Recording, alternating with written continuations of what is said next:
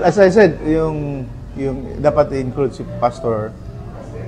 I never saw a senator over the years other than Miriam Defensor, who has the intelligence, and then pastor should be there because of yung takot sa Panginoon, number one. Number two, he knows how to take care of his people. So pag yan, family-oriented ka, pinaayos mo yung family mo, yung kingdom mo, how much more dito sa bigger responsibility na i-hold niya. And it's, ano kasi yan, responsibility starts from your home. So yung ginagawa mo, yun din ang magawa mo sa ano.